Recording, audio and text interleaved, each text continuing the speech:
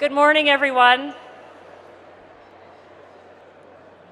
My name is Deborah Yedlin, and it's my distinct pleasure to welcome you to Calgary Economic Development's report to the community. As someone who was born and raised in Edmonton, I know I have made it in Calgary when I'm asked to MC an important event such as this. Growing up in Edmonton, other than the fact that we did have better sports teams, I must say I had a lot of Calgary envy. This was where my friends and I, as young teenagers and adults, wanted to come and spend the weekend. There was, and is, a vitality in this city that was evident to a young teen in the 70s and is just as evident today. And it's because of that vitality that Calgary will come through some challenging economic times in the coming months. The late, great Canadian author Mordecai Richler, writing in an article in the New York Times back in 1986, once said, "Edmonton was a place you came from, not a place you went back to." And here I am. The sports teams, however, we can talk about later. Today, we will learn about the initiatives and activities that Calgary's lead economic development agency has embarked on over the last year to help support smart growth and purposeful diversification for Calgary. Following their overview of 2014, we will have what is sure to be a lively discussion about keeping Calgary competitive and how, as a community, we are going to weather the current economic situation. I couldn't help myself, and I was looking at some statistics last night and decided to look at where we were at this time last year. Oil was $110.54, closed yesterday at $65. Natural gas was $4.36 on the NYMEX, and yesterday it was $2.89. A loonie was worth 91 cents, and yesterday 81 cents. The only good news is that the S&P is up 3.3% year over year. These are just a few things to ponder over lunch. And before we get started, I would like to welcome a number of special guests today. Lois Mitchell, Lieutenant Governor Designate.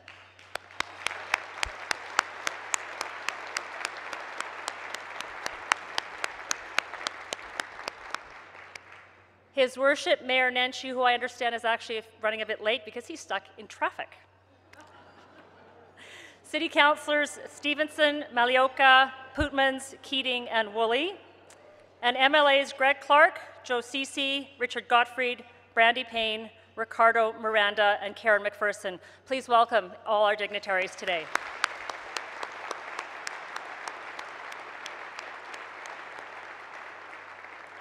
I also have a couple of housekeeping items to tell you about. The first is that we're doing 2 business card draws, one for a pair of tickets anywhere WestJet flies in North America, except Hawaii, and a Shaw Gateway PVR from Shaw Business. Calgary Economic Development employees will be walking around the room, coming around to your tables during lunch to pick up your cards for that draw, which will happen at the end of the event, and you must be here in order to claim your prize. I would also like to thank today's event sponsors for their generous support of today's luncheon: Shaw Business, the City of Calgary, Frischkorn Media Company, and Canaccord Wealth Management.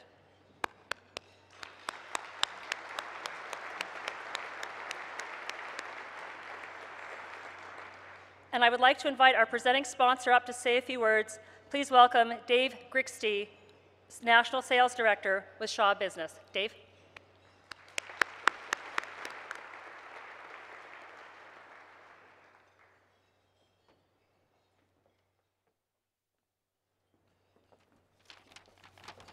Good morning, ladies and gentlemen. I'll keep this short because I don't want you to lose your appetites. My name is Dave Grigsty. I'm representing Shaw Business. And on behalf of Brad Shaw and all the employees at Shaw Business, we welcome you to today's luncheon. Shaw Business is a proud sponsor of today's event and a big supporter of achieving the objectives of today's discussion, which is keeping Calgary competitive and embracing meaningful diversification. And at Shaw Business, our mission is about developing innovative, competitive, and reliable communication services that will enable small, medium, and large businesses to compete on a national as well as a global stage.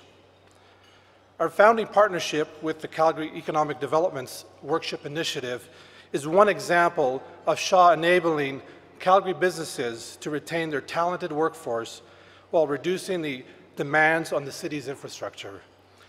By all means, go to the website of the Calgary Economic Development site to get more information on this exciting program that's going national. I also cannot end without mentioning Shaw's extensive deployment of Wi-Fi hotspots across the city of Calgary. It's just another example of Shaw enabling workers and citizens to be connected and remain competitive in this knowledge-based economy. And with that, I'd just like to again thank everyone for attending this event, and please enjoy your meal, and we'll come back afterwards. Thank you very much. We're going to get started with our official program as everybody continues to enjoy their lunch. So this is how things are going to run today. Calgary Economic Development will deliver their annual report so that we can all learn about what they do in the community, the impact it has, and what 2014 was like. After that, we will move into a panel discussion with our 4 esteemed business leaders who will share their views on keeping Calgary competitive and what, in their view, will help us through this challenging economic and changing political environment. I'm sure we'll have plenty to discuss there. But to kick off the program, I'd like you all to welcome Bruce Graham, President and CEO of Calgary Economic Development. You are probably all aware this is Bruce's last report to the community. After 11 years, he's leaving Calgary Economic Development at the end of June. Please welcome Bruce Graham.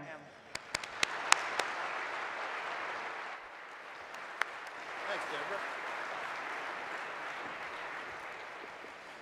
Well, thanks, Deborah.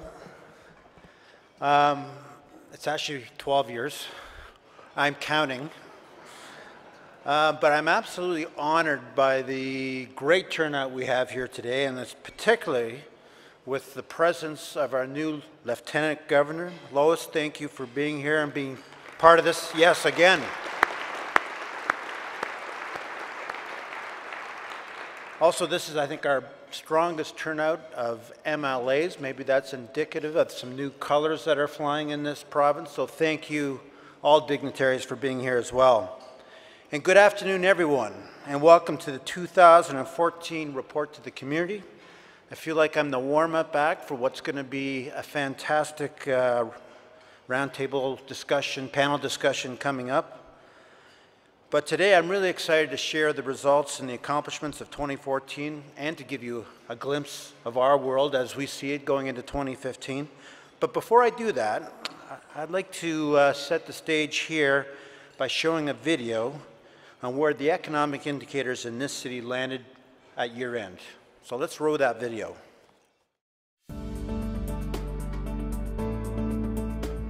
Looking back at last year, Calgary was the tale of 2 economies.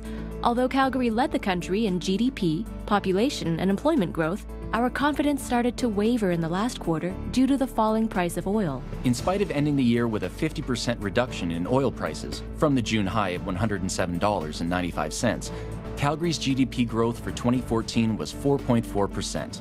We had another record of in-migration and welcomed more than 36,000 new Calgarians, with 1.4 million people now calling Calgary home. 19,900 new jobs were created. That's almost 18% of all the new jobs created in Canada, resulting in a 4.8% year-end unemployment rate. Although this is already creeping up in 2015, we continue to have the lowest unemployment in major cities across the country at the end of the first quarter. Downtown Calgary's office inventory increased to 39.3 million square feet in 2014 with the addition of 8th Avenue Place, and another 3.8 million square feet is under construction. Vacancy rates were up slightly at 9.8% downtown and 13.1% in the suburban markets.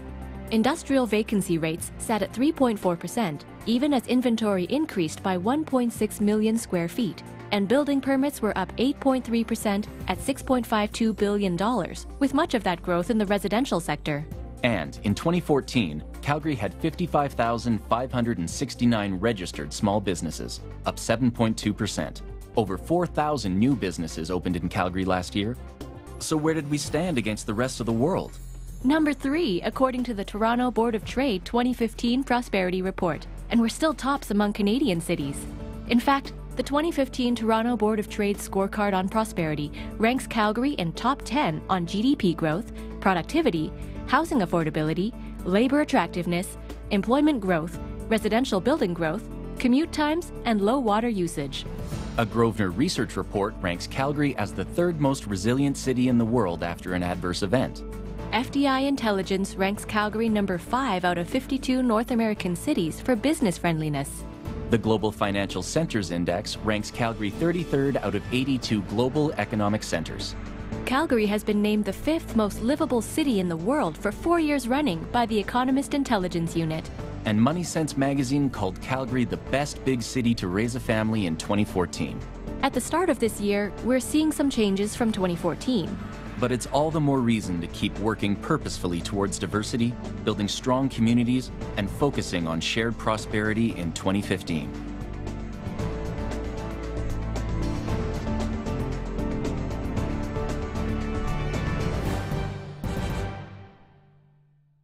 So folks, that's the year. Yes, you can clap.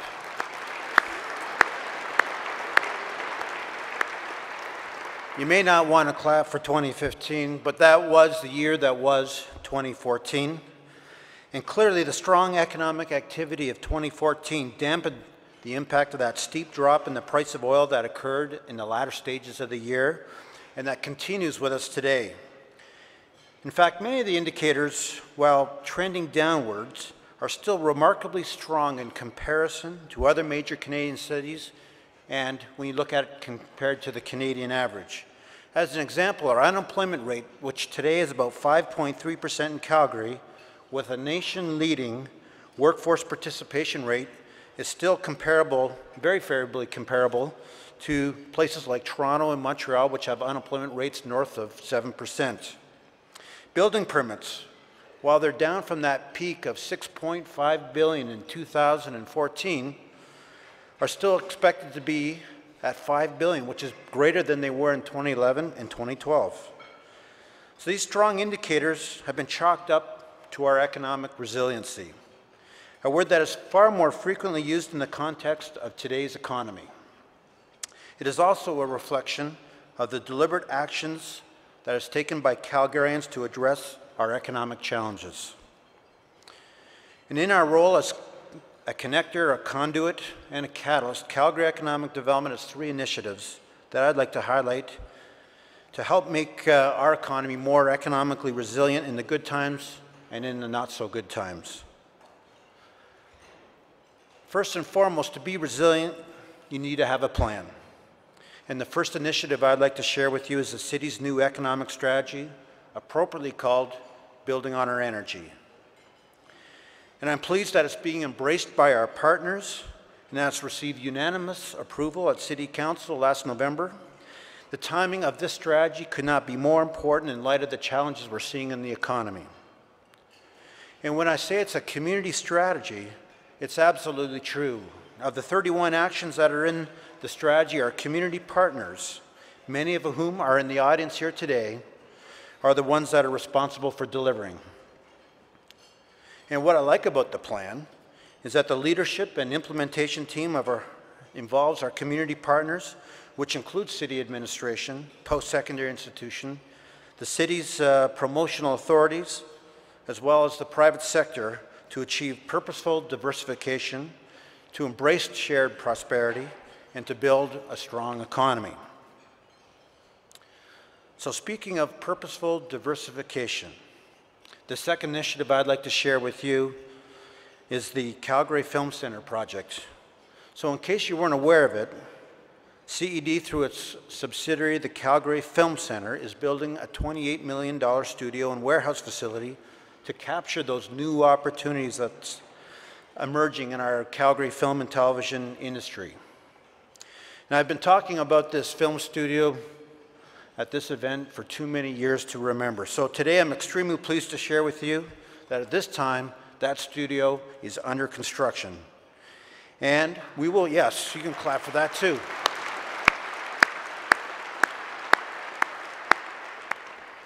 Our first tenants will be moving in later this year, and we are extremely grateful to the support, to the leadership, particularly by the City of Calgary, but also the province and our lead tenant, the company that's been with us since the very start, William F. White. In case you weren't aware of it, the Calgary Film Centre is conveniently located by Big Rock Brewery on 76th Avenue. So check out the studio, patronize Calgary's other institution that's in that neighborhood, and I'm sure you'll have a good time. The third initiative I want to share with you is one that we initiated a number of years ago, and that is our Calgary Be Part of the Energy campaign, which continues to be the platform to invite people and businesses to thrive in Calgary. It is also the primary means by which our Action Calgary partners help us deliver on this very important mandate. But rather than running through all the details, let's turn back to the video that's produced by our friends and partners at Joe Media to share with you the accomplishments of last year.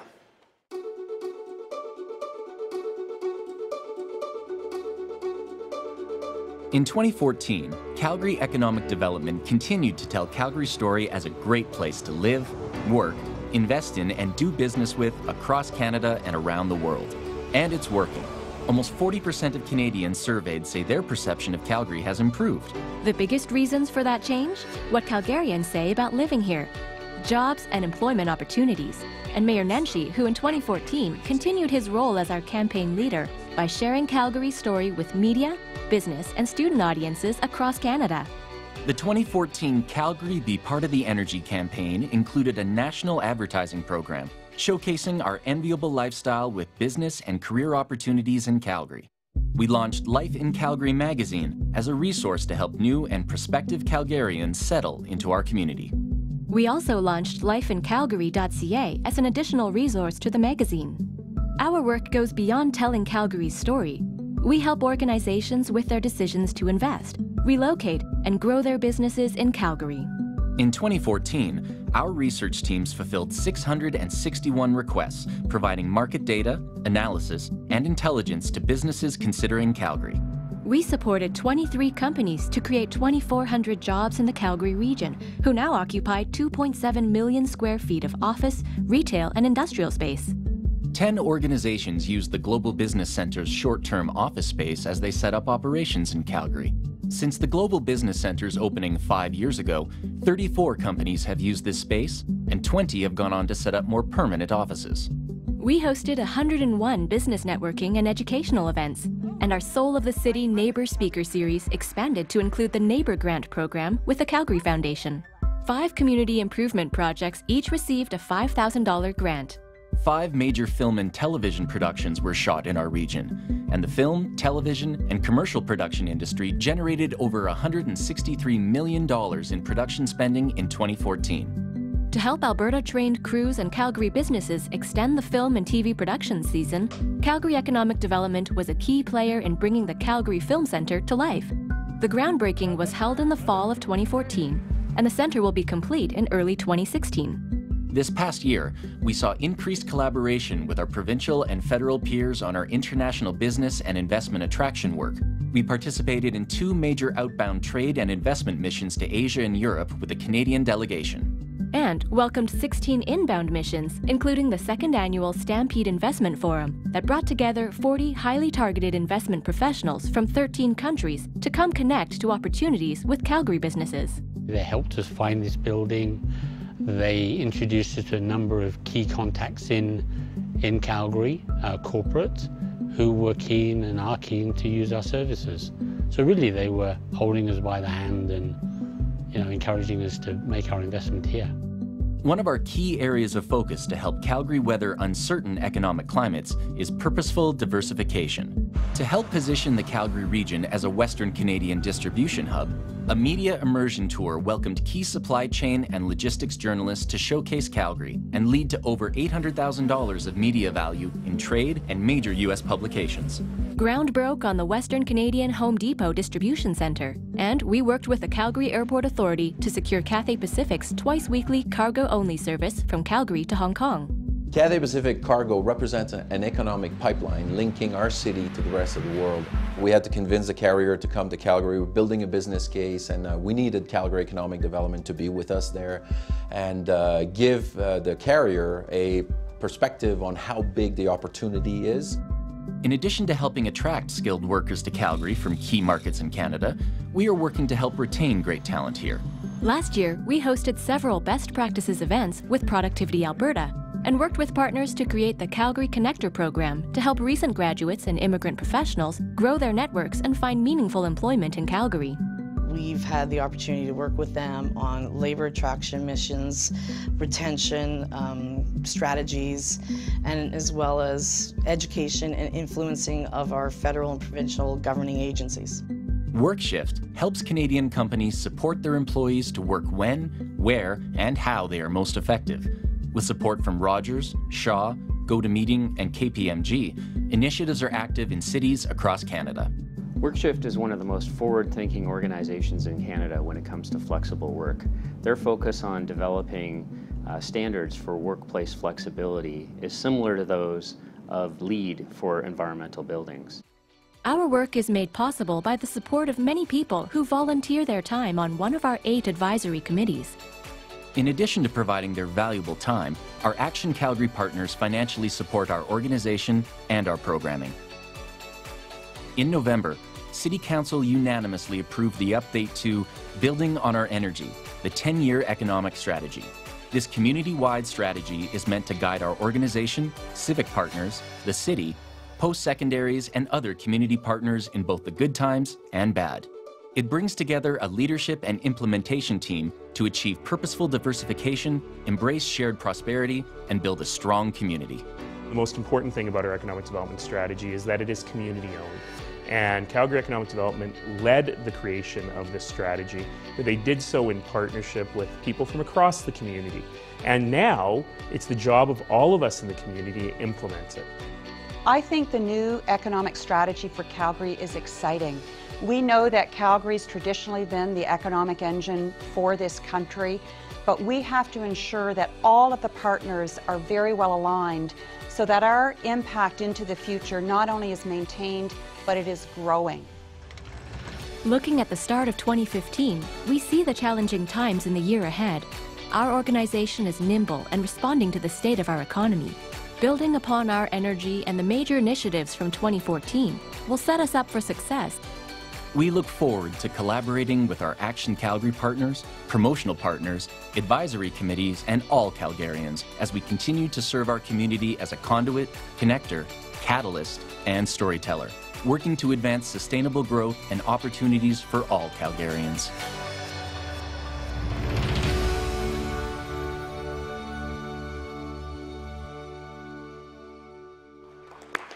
Thank you everyone that participated in that video.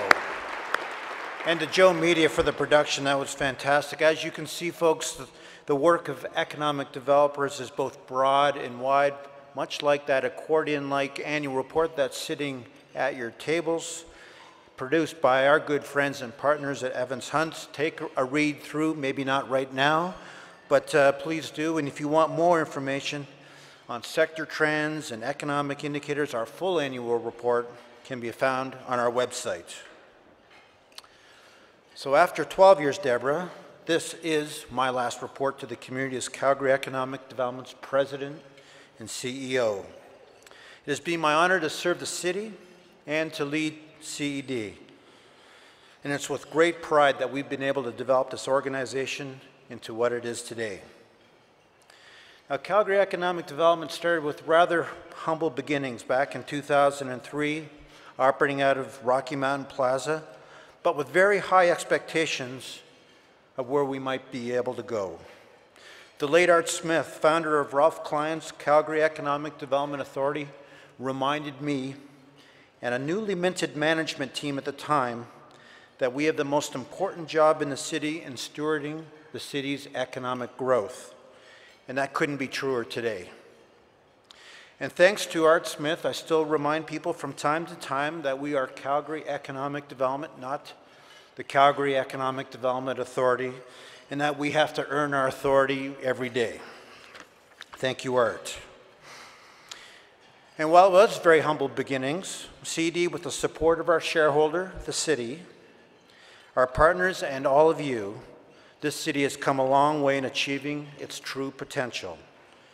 And while there is always more work to do, new opportunities to reach for, we can all pause for a minute to reflect on what has been a fantastic 12 years for this city and for our organization. So back in 2003, when CED was reconstituted, the Calgary Region had a population of just over 1 million people.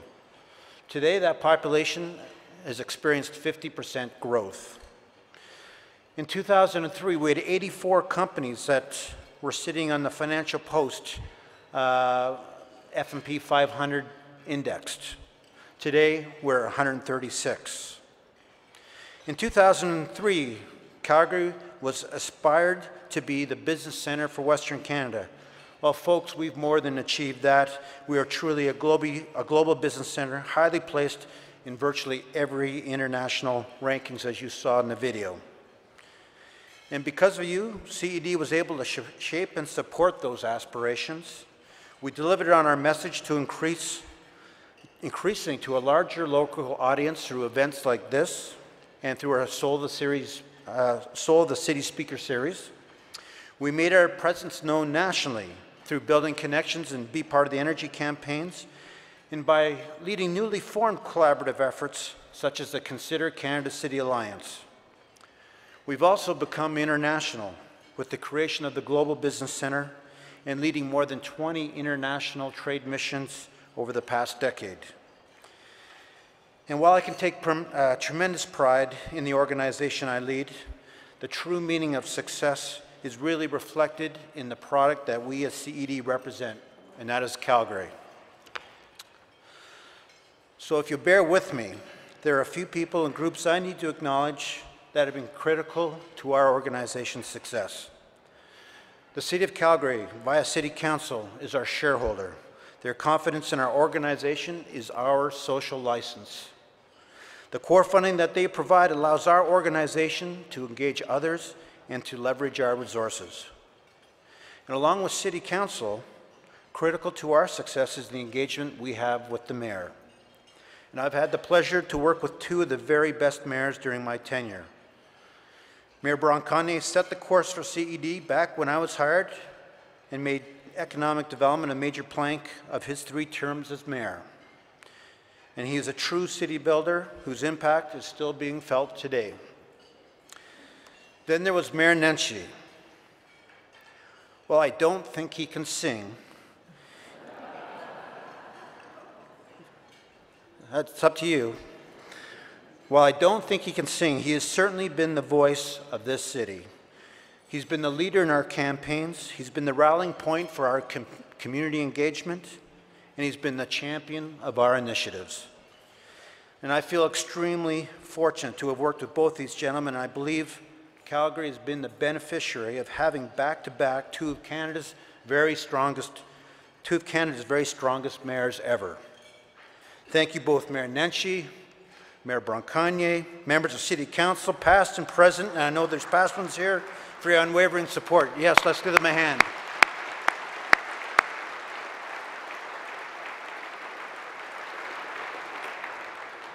Now, CED's Board of Directors is a group of very thoughtful, dedicated, and very capable community leaders who share one thing in common.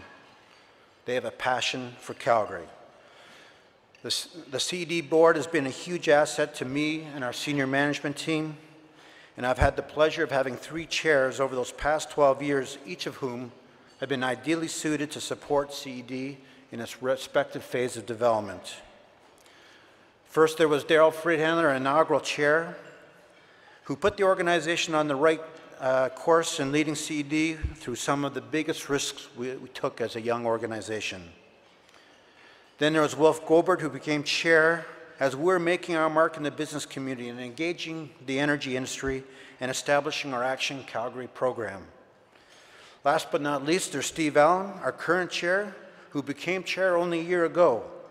But for the 2 years previous to that, he led our economic strategy for the city and has been the champion of that document for its adoption and for our stewardship.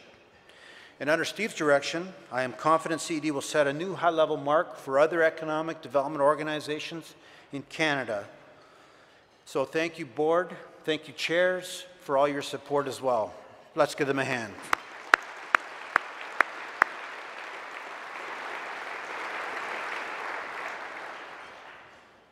Folks, I am living proof that you're only as good as the team you have around you. And I've been very pleased to have the very best people working at CED. The team lives, breathes, and works economic development. They are passionate about their community, they care for each other, and they strive for excellence each and every day. I am completely indebted to the staff who deliver our plans, who push this organization to succeed. Thank you to all of you for what you've done for me personally and what you've done for your community. Thank you.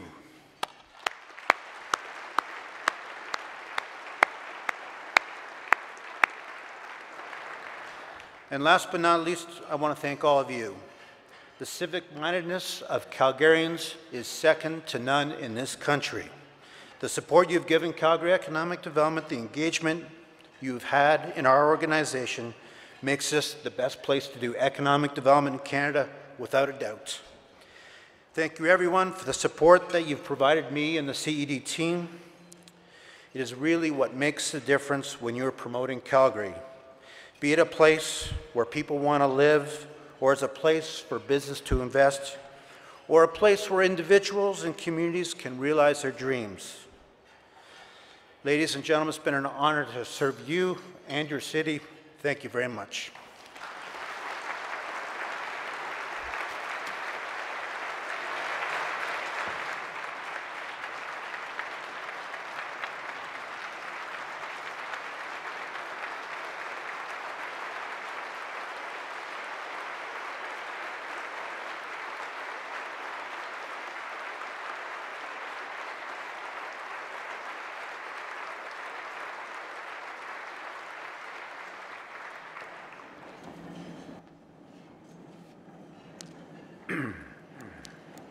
Well, thank you very much, Bruce. It really has been a great ride for you, and we're going to hear a little bit more about that in a moment.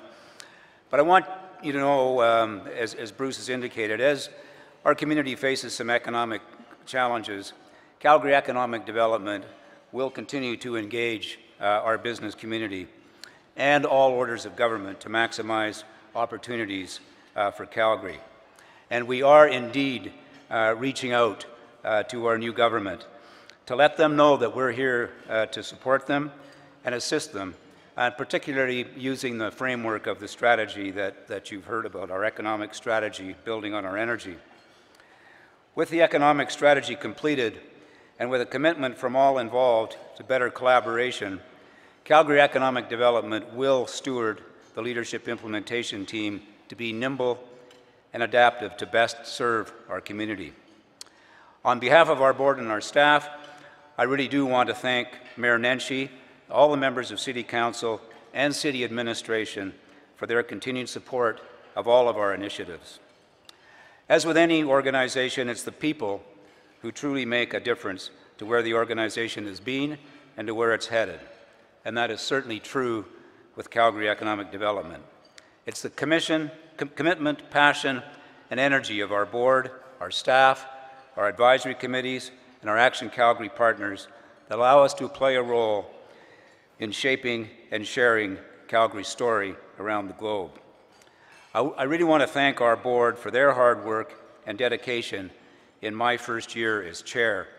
And I'm not going to name every one of them, but I would ask them to stand collectively and just wave. But I really appreciate their commitment and dedication. Please stand, board members, and just let us know where you are.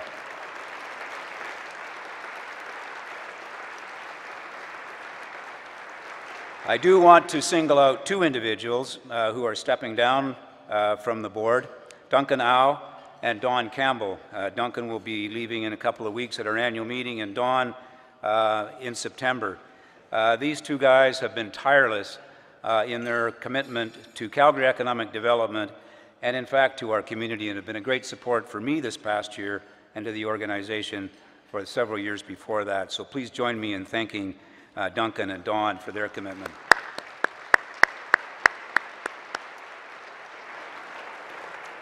And we are adding two wonderful ladies to our board. Lori Caltagirone, the president of Synesis Consulting, and Sandeep Lally, vice president of operations and the CFO of Travel Alberta. They will be confirmed, I hope, at our annual meeting in a couple of weeks, but we really welcome them to the board, and I know they will have a lot to bring, both chartered accountants. Every organization needs a lot of chartered accountants on the board. Beyond our city funding, our Action Calgary partners invest in Calgary economic development and support our marketing initiatives to position us on the global stage. I really want to thank them for their continued financial support and for their leadership. We simply can't do the kinds of things that you saw in the videos and that Bruce described without that additional financial support, and it's really important in terms of building our community.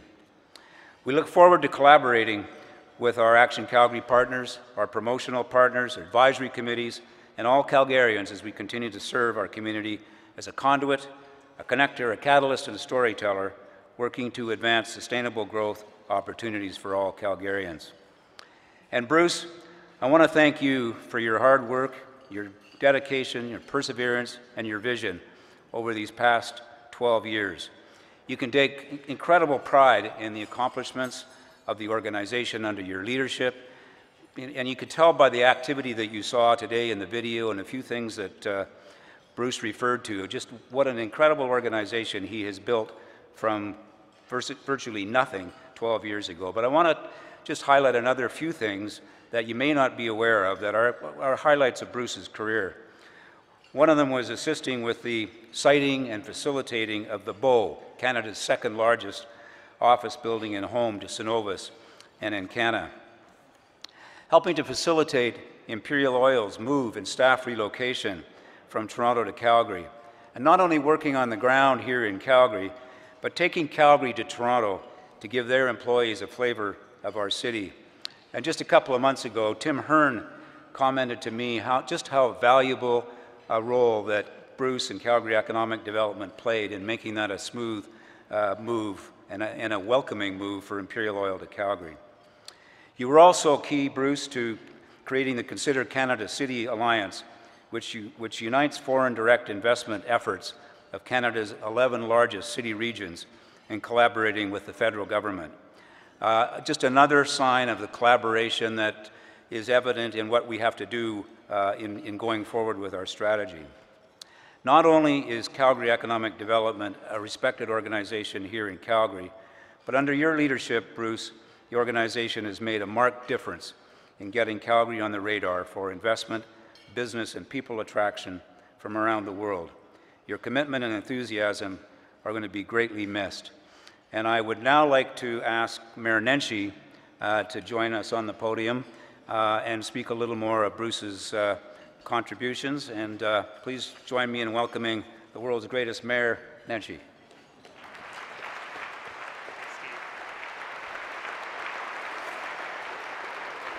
Well, thanks very much, Steve. Thank you all for being here today. I may or may not sing. I haven't decided yet. Depends on whether I feel like I'm being interesting or not. I actually will be uncharacteristically brief because you've heard a lot today, but I do want to say a couple of things. First of all, let me first of all say thank you to all the members of my city council who are here today. I know they've already been introduced and the lights are in my eyes so I can't actually see them, but I'll invite them all to stand and just be recognized for a moment.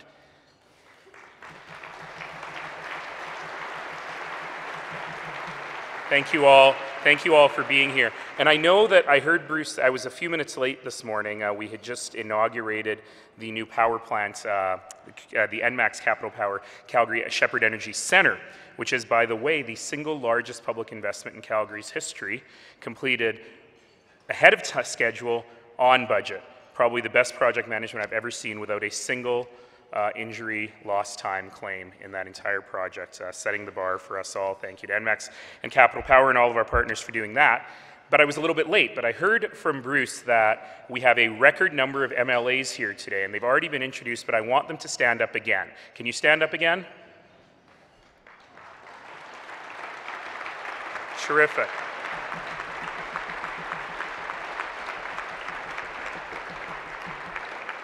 Thank you. There were two reasons I wanted to get them to stand up again. Number one is I haven't met any of them yet. So I'm right here. I'll be at that door at the end. Come by.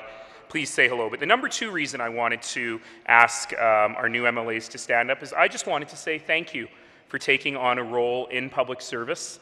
Thank you for agreeing to put your private life on hold. Did I mention you have to put your private life on hold?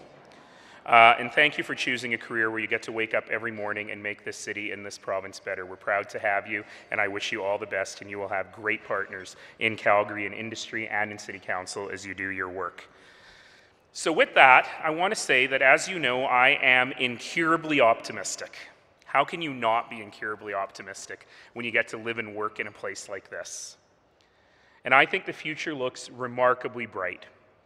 And to me, that is really the core of our economic development strategy.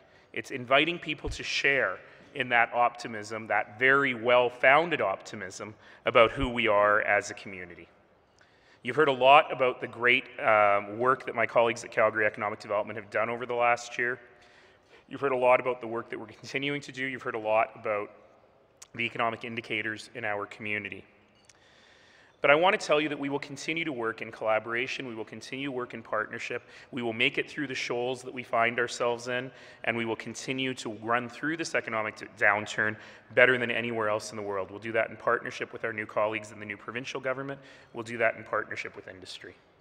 I've had two really great meetings in the last couple of weeks. One happened to be the morning after the provincial election, with a number of very senior leaders in the energy sector, many of whom are in the room today. And then last week, another one with another group of senior leaders across industries in energy and in other places. These have been extraordinary, these roundtables. Just an incredible opportunity to speak frankly about the challenges we face, but also about our hopes, our dreams, and our fears for the future. 2015 is certainly turning out to be a year of some challenges, but it's also a year of extraordinary opportunity.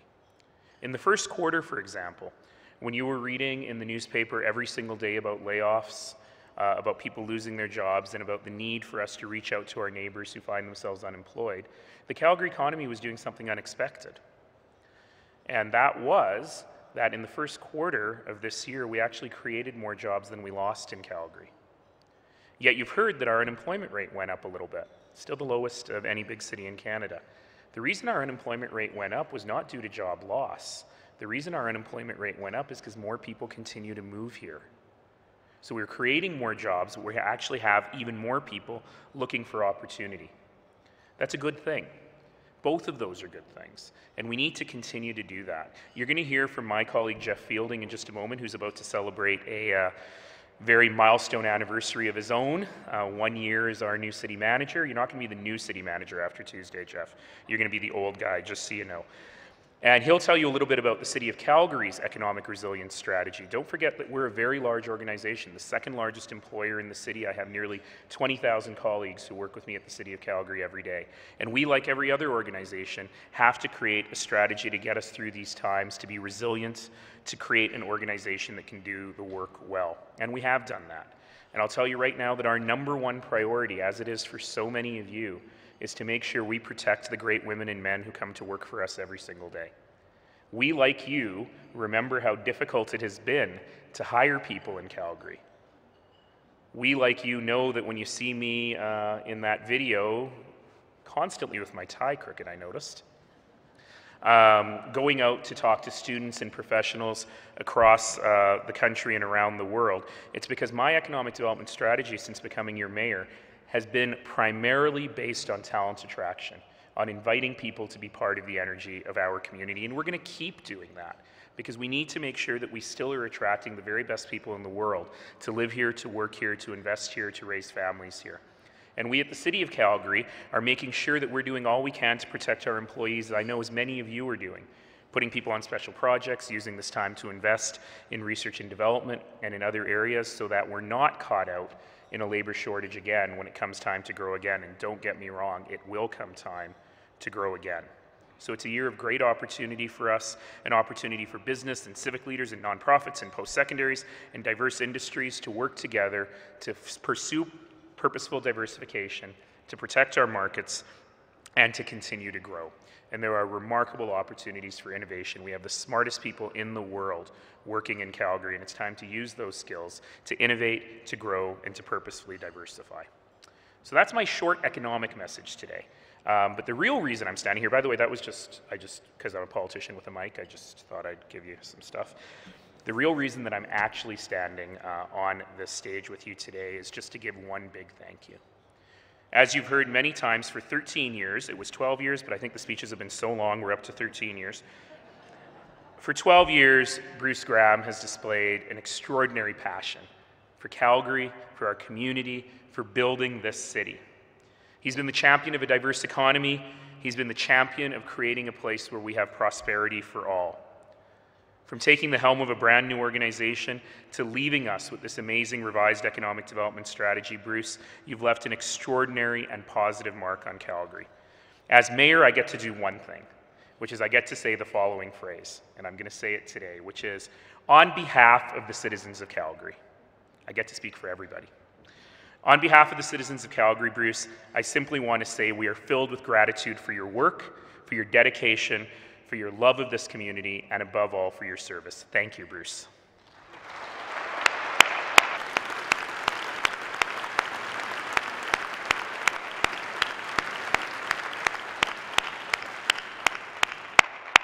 And let me just very quickly say one more thank you. It takes a lot of work to put together an event like this today.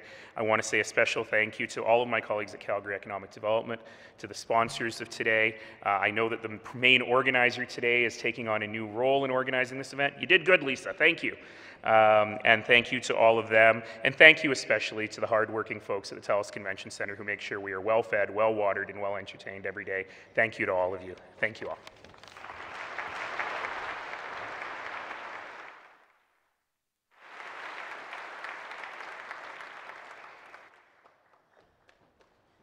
Thank you, Mayor Nenshi, for your words of optimism and your positive outlook. As we've all just heard, Calgary Economic Development plays a key role in our community. They work with business, government, community partners to achieve sustainable economic growth, embrace shared prosperity, and build strong communities. We also heard the Mayor speak about collaborating and innovating. And now we're going to hear a bit more about that from our panel of business leaders, and as we have a discussion about keeping this city competitive. Please welcome to the stage Elise Allen, President and CEO of GE Canada, Trent Edwards, Chief Operating Officer of Alberta for Brookfield Residential, and I would just like to mention Alan Norris was supposed to be here with us today. Unfortunately, his mother has passed away, and he is in Scotland, and Trent has agreed to take Alan's place during the discussion today. John Rossell, Executive Director, Canada and North America Unconventionals, Talisman Energy, now called a Repsol company, and Jeff Fielding, City Manager for the City of Calgary. Please welcome them to the stage. We just heard both Bruce and the Mayor talk about purposeful diversification. And every time the oil price drops, that's the conversation we have. How do we diversify the economy? So I'd like to know what that phrase means for each of you, and where do the qualities and characteristics of collaboration and remaining competitive fit in to this notion of purposeful diversification? And I'll start with you, John.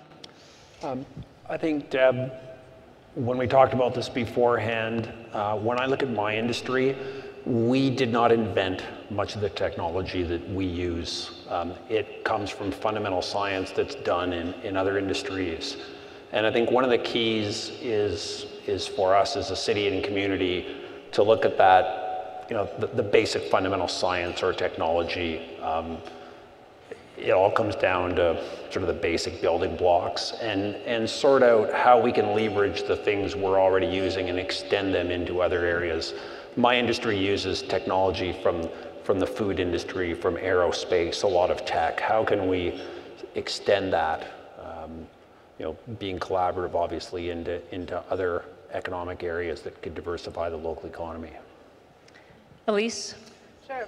I'm following a little bit in terms of what was just said, but as a supplier, you know, we do bring technology in from many different places, and I think the amount of technology that's in our resources industry and also in your tremendous healthcare environment here, and provide tremendous opportunity to explore where those technologies can be used in other applications.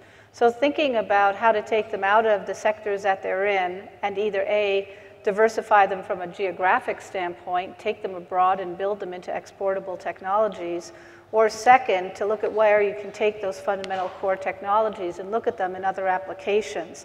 And you know, we just did a global challenge, and it was for an issue that was in the oil sands. And the people who won, and I can talk about this later, but the point is the people who won with a solution for our problem here were in the UK, the Netherlands, and 2 other countries, Italy and India. None of them have ever seen the oil sands, but they were working on technologies that could be exportable to solve our problem. We can certainly be doing the same, and how do we ensure that we have that innovative culture, which I think you're doing, to allow those small technologies and those big ones to find new paths of diversification, but certainly the core is here. Trent? I'll maybe approach that from the diversity from collaboration perspective. You know, I think first of all, our culture is shifting. There's much more expectation on sharing, Uber, Car2Go, crowdsourcing, those types of things. And I think there's an expectation as well from a diversity on any decision that different opinions get to come to the table. And certainly here in the city, you know, where we have huge growth goals, where in the future we're going to have 50% of our growth happen in the inner city, in existing neighborhoods, you know, you definitely are going to expect some collaboration there. You have a lot of different opinions. The city wants to see a tremendous amount of density. The neighbors, the community, they don't want to see a lot of density. You've got a lot of NIMBYism there, not in my backyard.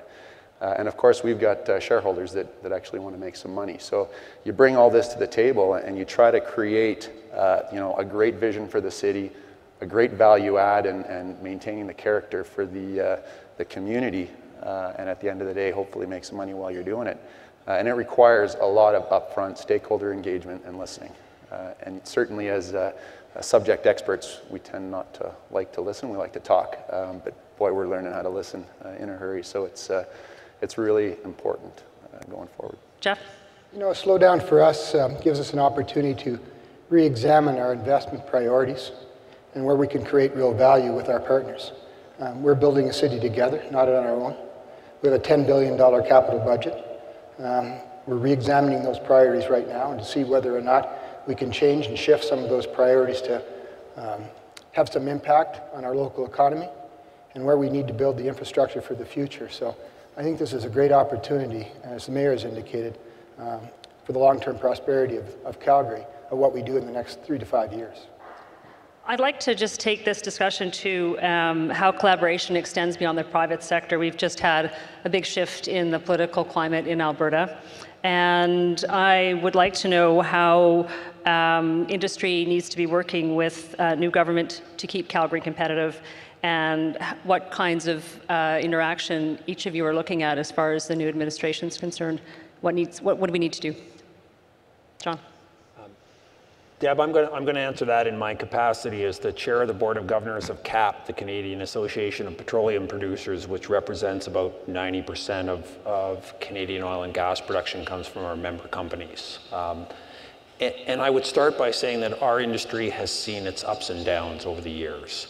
And in my roughly 30 years, it seems that every time we go through an event that creates a lot of anxiety, we seem to come out the back end better off than we went in. The sun rises in the east, just as it always has. And speaking as the CAP board chair, I'm pleased to see that people seem to be, that the cooler heads are prevailing. I think we need to be patient. We've reached out to the government, and Minister Ceci and the MLAs here today, we do understand that it's going to take a while for this government to get themselves established and get their feet underneath them and learn their portfolios. We're very keen to engage with the government when they have their feet under them and they're ready to start that process. If you look at collaboration in the context of the government and the oil and gas industry, I think it boils down to looking for areas of overlap and interests. And it would be easy, for instance, to be concerned about greenhouse gas policy or a carbon tax if you work in the oil and gas industry. But one of our major challenges is market access, building pipelines across the continent, if you're aware. And I think it would be rather obvious to say that if Alberta was viewed as taking a more leading position in greenhouse gas regulations, some of the opposition to those projects could be overcome. So we're optimistic that there are places where the interests of industry and our government's policy views and their view of the greater public good, that there'll be some overlap, and we just need to get into a dialogue and identify what those things are. Elise, you've just recently had to deal with changes in government in Ontario. You've seen this script before. How would you look at how industry needs to engage with the new government, and what advice would you be giving them? I think my comment comes with looking at it in Ontario, when it happened in Quebec, when it happened in many times in Toronto and also in BC. I think what we have to do is always want to engage and put our stereotypes about one another aside, to put headlines aside, and to actually work together and find the areas of common ground. And that means you have to, first of all, you have to meet, you have to communicate, you have to talk, and you have to do that with a genuine interest in learning about the other people around the table, and a shared interest in finding common ground and common outcomes where everyone can succeed. The new government has clearly come in with plans. They want to be successful. They want to do well for Alberta. The sooner they articulate that, and they are doing that and working on that and engaging with others, and others come to the table wanting to make them successful and make the province successful, everybody wins. But we have to come wanting to trust, wanting to build relationships, and it's people dealing with people at the end of the day, and finding, as I said, an area of shared outcome. And for the most part, with all these changes, Canada's still a very strong place. The provinces are doing well, and I would agree with the comment made. I think good progress is usually made. Trent, what are the key issues for your industry as far as you're concerned, and what would you like to tell the government? Well, I think the one thing I'd start off saying is to build on the common ground side of things. As we're used to dealing with new government, new administration. We're very impacted by the municipal government side of things, and certainly want to give kudos to Jeff and his team. I mean, they've come in and have listened, have collaborated with us. We've got a very clear understanding of what the goal is, which is to successfully and sustainably move 30 to 40,000 new Calgarians a year into this city. And we're working together on how to do it. We don't always agree on the ideas, but to get there is and focus on those common goals, on the 80% versus try to argue on the 20%, is absolutely critical. So with the new government, we're looking forward to embracing that, engaging them. I mean, I'm converted already, but I think it's very exciting. They're going to be bringing new perspectives, and they're going to want to build schools, which we think is extremely important. They want to build hospitals. We've got lots of land where they can do that. I mean, it's a very exciting time for us. They also want to change their cost structure slightly, and is that the 20% that you're not going to be so concerned about?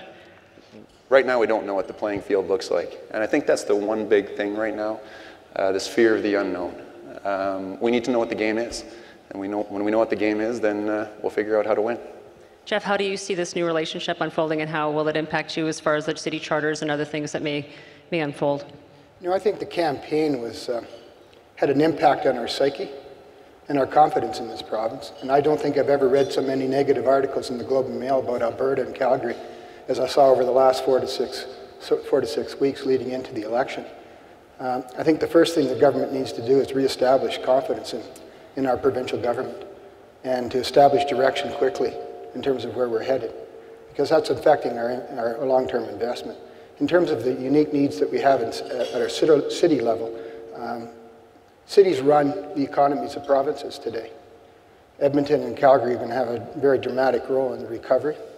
And I'm looking forward to opportunities working more closely with the province than maybe we have in the past, so that we can align our priorities and align our investments so that we get more bang for the buck and we're not so scattered in terms of what our outcomes are. So I think there's a real good opportunity, and one of those things is our charter discussion that will give us a new relationship with the province and establish new guidelines and opportunities for cities to run their own local economies with the provincial assistance. Just staying with you for a minute, what can the City of Calgary do, and what can Calgary Economic Development do to foster a climate of collaboration, which is so critical when it comes to fostering innovation and economic diversification? As I mentioned, we have a $10 billion capital budget. And in addition to us, there's lots of private or public sector dollars that are going into Calgary. And aligned with that is a huge investment on behalf of the private sector.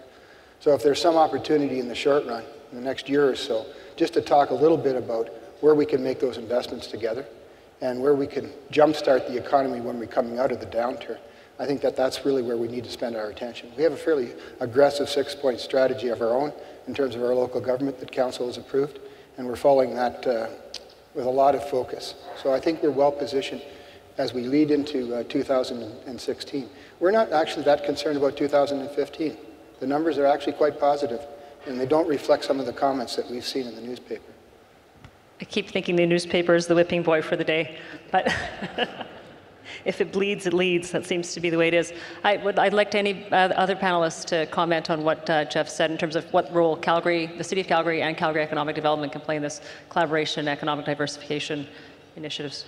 Yeah, maybe I'll lead on to what Jeff was saying there. And I think any major city initiative does need to be led by the city. They need to get in front of it. And they are doing that right now, which I think is a great thing. I'll use an example which isn't a CED thing, but it's certainly something I think we do similar things that the Calgary Economic Development get involved in. But the Chamber of Commerce, the Westman Center at the Haskayne School, at the Haskayne Business School, ourselves and several others and the city are all working together on trying to find a solution to how we need to put infrastructure into the city. And not only is it going to be the technical solution, the best practice looking from all over the world, but it's going to be a political solution, something that we know as a public and that can actually be received and put in successfully. Those types of things, how we bring the right stakeholders together and make sure that we're all working towards a common goal, we have huge opportunities. And we have a lot of things that are going to be coming at us over the next few years in the city. Elise, GE's made a big commitment to Calgary with its Innovation Centre. Can you talk about how you see the role of Calgary Economic Development and the City of Calgary sort of evolving to support and interact with what your objectives are with the Innovation Centre? Yeah, sure. I mean, I would just comment first that I think we work with a lot of cities, as I'm sure the other panelists do, and I would just like to comment first of all that I would say that you're quite progressive relative to a lot of the cities in the country. And I think what makes you that way, and what I would encourage more of, is I think that willingness to innovate. Because I think it's so important. There's so much focus on cities around the world, and being a global company, we deal with urbanization going on in countries everywhere. And cities are really driving the technology and the innovation that is happening in countries around the world. So I think the biggest risk we have is to put constraints around our cities or to not enable them to take risk, to pivot, to pursue technology. We put an innovation center here because we felt that we could be progressive both with the customer base that's here, including our cities and the Alberta government, that they would be able to move quickly, flexibly, and nimbly. Because when you're a private sector company and you're trying to invest, right, there's lots of places where that investment can go. So one of the things that's so important is the speed with which you can test things out, you can pilot, you can pivot. And I think we've been learning, as a big company, we've been learning a lot from entrepreneurs about that. And I think to the extent that the city continues to focus on being willing and has the support of its citizens of being willing to test things. They don't have to be perfect, but let's pilot it, let's try it, let's be leading edge on innovation and err on the side of things going wrong sometimes because we've been willing to test and try. And I think that will differentiate you in the field of cities and ultimately attract more investment too. John, you've just had a change in ownership. I'm just wondering how your new owners are looking at being part of this city and what they're looking to in terms of, you know, what the city of Calgary is going to help support Talisman, Repsol's growth objectives, as well as what CED may be doing as well. What has been really interesting for me, Deb, in the transition from Talisman to Repsol is how seriously Repsol takes the branding, corporate reputation, corporate social responsibility. Remember, they're a European company, and Europeans tend to maybe occupy a space a little bit to the left of the social spectrum of many North Americans. Repsol has a very ambitious people development program, certainly surpasses anything I've seen in Talisman or much of the Canadian industry. So there'll be a lot of focus on community investment, good corporate citizen. What's really interesting to me, without the Repsol part of the answer, would be what can the city of Calgary do? And that is being a really attractive place for people to live. You know, I work now for a global company, Talisman was too. We move a lot of people around the world. And it's crucially important to our industry to attract talent to Calgary, whether it's from other Canadian provinces or internationally. And what we consistently find when we bring people to Calgary is at the end of their work assignment, they don't want to leave. So look, if you get bright, smart, motivated people to come to your city, the rest, everything else is probably going to fall into place. So you know, I think Calgary is a wonderful place to raise a family, and I would offer that as a focus for the city, certainly.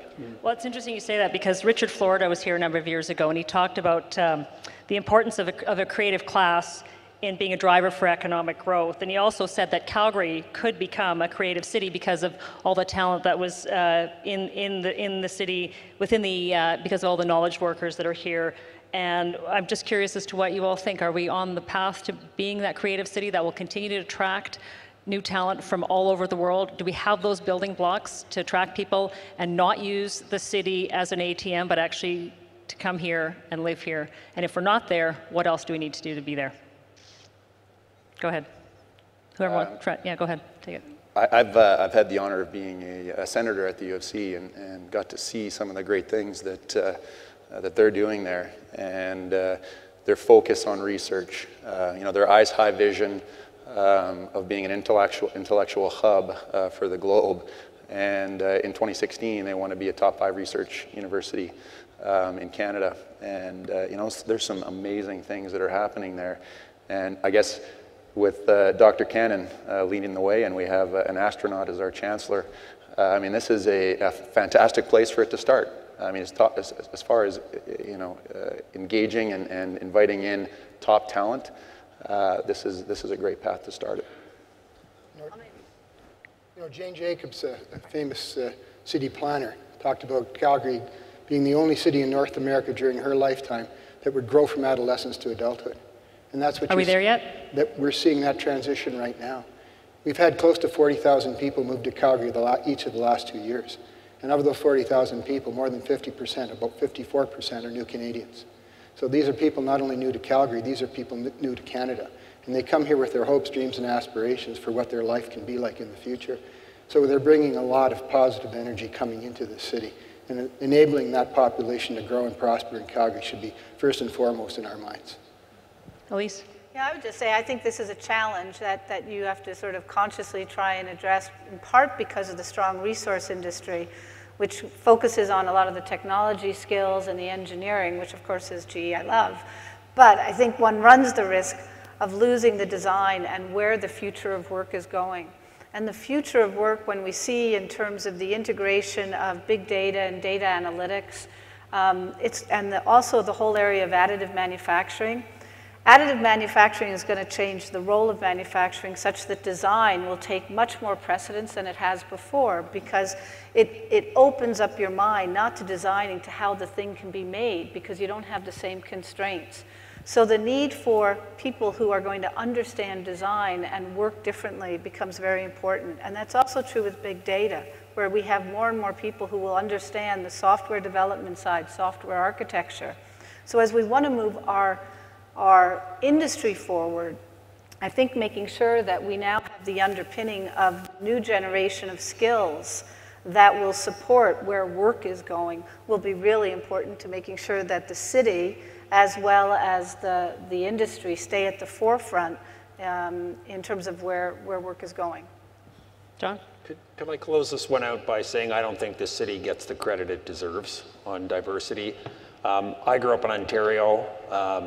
My relatives in Eastern Canada still think of Calgary as the last bastion of the white Anglo-Saxon, redneck, pickup truck driving, middle-aged male. Hey, two out of our last 3 premiers have been women, and the guy in between didn't last long. You know, talk about Mayor Nenshi, with all due respect. You know, I think there is a lot of diversity in this city. Yes, we come back to the fundamental challenges that some other industries have to face with the oil and gas sector being such a dominant player, but there is a lot of diversity here. And when I came to this city in the early 80s, it was a little bit provincial. Well, I travel the world and I get to dine in the best restaurants in the world as part of my job, and you know, Calgary's not so bad. There's a lot of really good diversity here to build on. We should not be defensive on this. The weather sucks, but well, I'll tell you. I spend a lot of time in Houston. I'd rather live here. We can't do anything about the weather, sorry. We've mentioned a couple of times the importance of the University of Calgary, and we heard Elizabeth Cannon as well. How can the city's post-secondary institutions, you know, whether it's U of C, Mount Royal, SAIT, play a role, ACAD, we talked about design, play a role in enhancing collaboration and innovation across industry lines? Where do they fit into this whole equation? Elise. Sure, I think a couple of things. One is you do have great institutions here. You know, in Ontario, we don't have sort of the same polytechs that you do here, and I think they're a real treasure in terms of what they provide to business and where they're going and their progressiveness, and I think that's fabulous, as well as your university and college system. So generally, I think we've got a great base to be working from, and I think it's really encouraging them 2 things. One, I think the more we understand globalization and make sure that those universities and the students going through them are connected internationally so that we learn what's going on in other places and bring that back to inform the decisions we're making here, so that we're just always making sure we're comparing ourselves with everything that's going on around the world, not just down the street. That's always healthy. And the second point I'd say is I think more and more collaboration with business, and I would encourage business to be making sure we're collaborating with, in as positive a way, with the universities, and obviously all the post-secondary, because I think that way we make sure that people understand labor needs, technology needs, where are jobs going, where are skills going, so that the schools can be set up to service us better, and that the onus is on business to really to be there, I think, really helping and be a part of the discussion. So those would be two areas. Trenton. Maybe, I mean, I spoke to the chamber idea before, but I think the one thing that we can see certainly is, well, the 2 people or the 2 groups that are trusted the most by the public are friends and family and an academic. So how do we bring in the universities with their research, with their academic knowledge, to provide the support to the decisions that we're making so that they are politically acceptable? And we need to be engaging with these guys as often as we can to get the best information. So how do we bring global best practice into a university here to come up with the right local solution? And I think we have a huge opportunity to do that. Is there an infrastructure piece that works with this in terms of how you bring the institutions actually down, you know, instead of where they are now, within the core where business is done, to foster that connection? Jeff? Well, first of all, we have many more students that are qualified to come to our universities here in Alberta than actually can be accommodated. So from the standpoint of investing to ensure that we have the number of seats available for the students that want to come here and that we have the infrastructure in place to serve their needs is critical. In Ontario, where I spent the last 12 to 15 years, there's a line that's been crossed there by cities, and that's to invest in universities and colleges, and to do that investment along with the province. There's a reluctance to fund things that are no longer, or that are not necessarily your prerogative or perspective. And so I think that the city here has an opportunity to work with our universities and colleges to expand the opportunities that are here and to make that investment in a partnership way that has some impact on their long-term future. John, the university world has the potential to help you solve some very pressing problems. In addition to the private sector, how do you see their role needing to shift? Where does the city fit in? Is it an infrastructure issue? How does that connectivity or collaboration need to evolve? I would go back to a lot of the, my earlier comment of the basic fundamental science, and a lot of that, if you want to call that pure research, there's a great place for that. In our universities. We don't have the patience for pure research. How do we change that psyche? The markets don't have the patience for it. Investors don't have the patience to fund it. How do we change that to make it work for everybody? I think that is one of the big challenges. Patience might be something that belongs more in the public sector than the private sector. As you well know, it's the quarter-to-quarter treadmill. But industry does have to step up and look past that. Clearly some help, the infrastructure, making spaces for students in the science, technology, engineering, math subjects. I would go back even to our primary and secondary education system and say, are we doing a good job attracting young people to the so-called STEM subjects? And can more resources be deployed to make science? I think science is fascinating, but unfortunately many high school students don't agree with me. That's a curriculum issue and a pedagogy issue, and that's time for another panel. Okay. How do we engage groups outside the traditional hard industry, whether it's outside, let's say the STEM, the oil energy sector, to collaborate with groups like arts and culture to enhance the vibrancy of the city? And some of you may remember there's a book by a man named Daniel Pink, and he talked about the new MBA is actually the new Masters in Fine Arts. It's called A Whole New Mind, and how we need to bring the arts community into the business community to enhance the ability to get out of the silos that we seem to be stuck in. Just wondering if you all have any ideas with respect to that.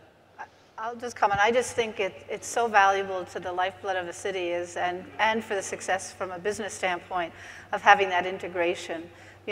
Learning about history, learning about problem solving in other milieus, learning about design and where design is going, and just that creativity. Because when we look at innovation, when we look at technology and problem solving, it's actually all about, how do we think differently than we do? How do we broaden our approaches to problem solving? And that comes by making yourself uncomfortable and getting into space and getting groups meeting and working together that have different ways of looking, different perspectives, different lenses from which they will approach that problem. And I think it leads to better innovation, sometimes actually faster innovation in terms of city issues, collaboration, and also for business. And I think given where work is going, as I mentioned before, I think that is going to be that much more important for cities and communities in the future. Are we too stuck in the silo world, and do you think this is a way to be a catalyst to get out of it? Everyone is so busy. Look at the fabulous numbers you've had in terms of growth, but it also, that reflects that there's not a lot of lax time necessarily around, and it's hard to collaborate with people that aren't the people that are going to agree with you. It's a lot easier to get a group of like minds around the table and get something done. It does take time. It takes investment of energy and resource to bring people that have different perspectives around the table and come to that common ground and a solution. But on the other hand, everything that we read, and certainly our experience, has shown that in fact you do end up in a better place. But when you're so busy, it's hard to do. So I think what becomes important is then knowing where do you want to bring that collaboration together? Where are the 2 or 3 areas that are of such importance that that collaboration is worth that time and worth that effort, because it doesn't just happen naturally. Just to extend that conversation, we've saddled our cultural community with unrealistic expectations about fundraising. And we're living in a world today where people's time is so important. So we're getting volunteer fatigue, philanthropic fatigue, we're asking the same people to contribute monies to a variety of different projects across the board.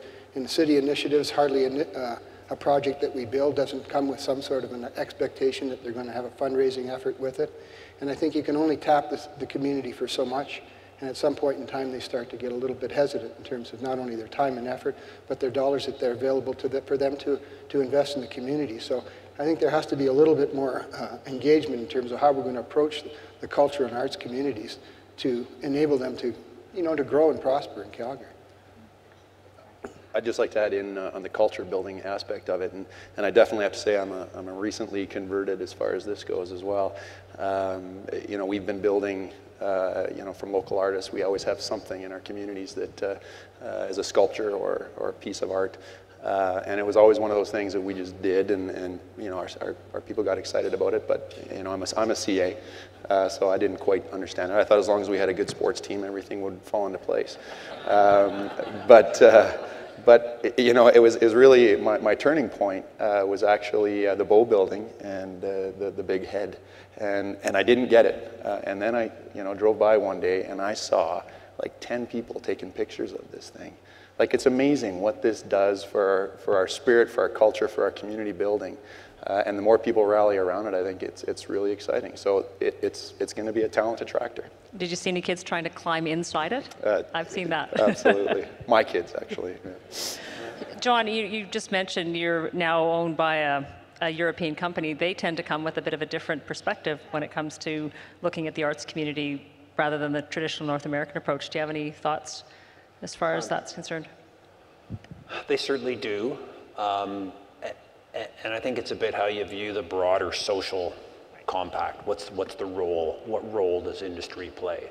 I'd hazard a guess that our new premier might have some slightly different views on that topic than her predecessor. And I think there's an interesting conversation there. It's part of industry.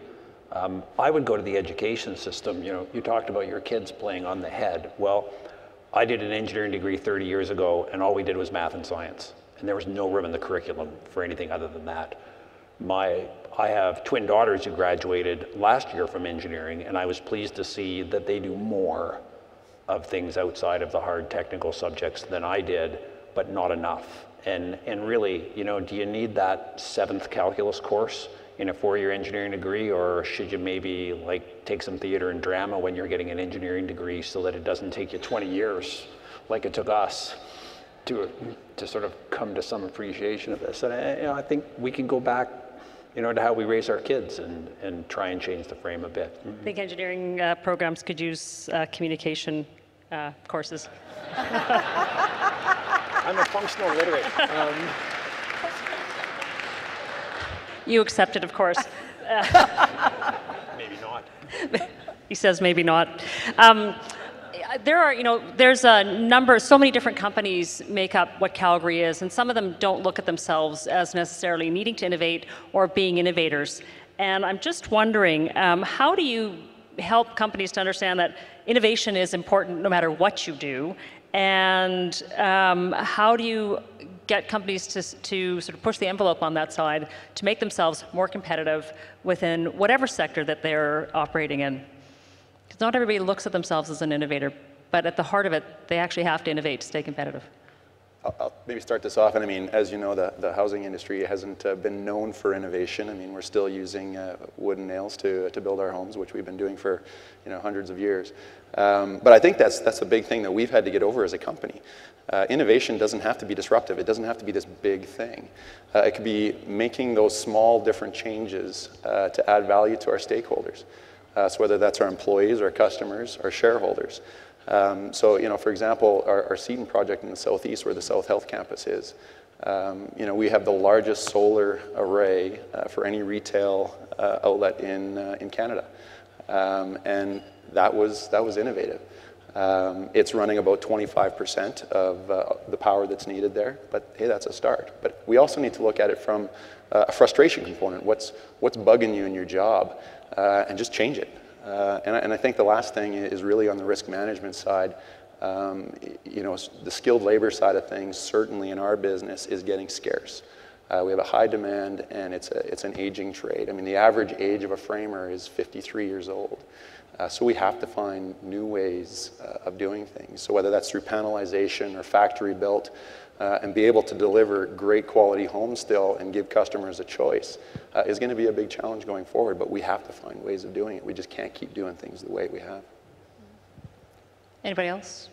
Sure. I mean, I'll comment. I think, you know, part of innovation is an openness to change, right? It's about if it's just the same, it's not innovation. And change is hard, and you have to have an open mind for it. And I think that comes from getting out and seeing what is happening in different places, and seeing that there are others that might be doing things better and differently than the way we do them. And, you know, whether that's, you know, traveling across the country, traveling around the world, going to TED Talks and hearing what people are talking about. But I think just making sure that you're seeing sort of a broader perspective. You know, our best plants aren't the ones that, you know, kind of manage their productivity against the guy down the street. They're the ones that compete globally. They set high standards for themselves. And when we have, you know, kind of bodacious goals, you know, you're forced to think out of the box and to think differently. But you have to have people that are willing to receive that. And that comes from having that awareness that these things, not only are they out there, they really are doable, that you can achieve these great things, but you have to have, you know, the leadership that wants to drive it, that will tolerate the mistakes, and the openness to the idea. If everyone's a naysayer, and, you know, so how do you create that culture that's open to it, that rewards it, that suffers through the failures, and is also, as I said, but it starts with being aware of where do you want to go and being open to change to get there. Because I think a little bit, if you just want to do it incrementally in some sectors, you can do a lot of things incrementally and, you know, you're a little bit better. But we want to be the best, and we want to be leading edge, and I think then you have to take risk and be bold. And I think Calgary deserves that, and I think our industry is a global industry. We see it all the time, and it's great, and I think we're doing a fantastic job of that. And the new people coming in will bring lots of new ideas as well. Are we open to those, right? John, and then final word to Jeff. This is a big, bold entrepreneurial city. We should be up for that. It's easier now than it's ever been. I mean, anybody here old enough to remember when you had to go to the public library to get a book if you wanted to learn about something? I still do that. Now you can sit, I do occasionally, but more typically I sit in the comfort of my living room with my iPad in my lap, and there's just a wealth of information available to everybody that you can build on in terms of what's going on in the outside world. But, you know, the bad news is I think the seminal work on this topic was published by Charles Darwin. And we're still trying to figure it out. And we're still trying to figure that out. I think his concepts are generally accepted now, but you know, people need to understand that this is a survival issue, and there is a compelling case to be innovative. Jeff, final word to you. I echo the words about Calgary being innovative and bold and entrepreneurial. They deserve a local government that reflects that community spirit. We're lucky and fortunate here in Calgary that we can actually update and modernize local government because we have the resources to do it. And I think that we're out of step with what's happening with the rest of the world. Local government's being dragged along. We're still 5 years, 10 years, 15 years behind what innovation's happening in the rest of the world in terms of the private sector. We've got to modernize, and I think we have that opportunity here in Calgary to set a standard that others will envy. I'd like to please join me in thanking all our panelists for a very interesting and informative discussion.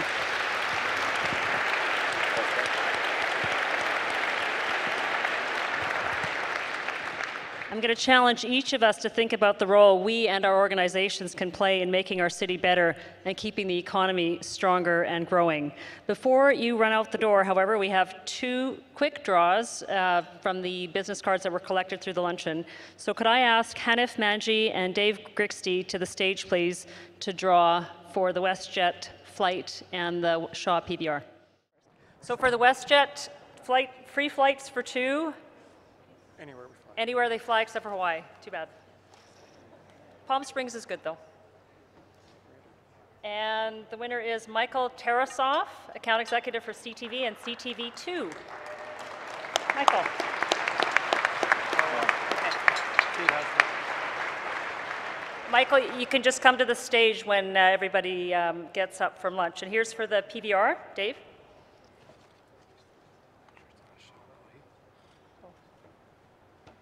It's Barry Kenley from Euler Hermes. Barry, are you here? Great. Okay, great. Just come up to the stage and you can sort out the details from there. I want to thank everybody for coming here today, for paying tribute to Bruce Graham and all the work that he's done for Calgary Economic Development for 12 years, I'm sorry. And I wish you all an inspiring and interesting afternoon. Thanks very much.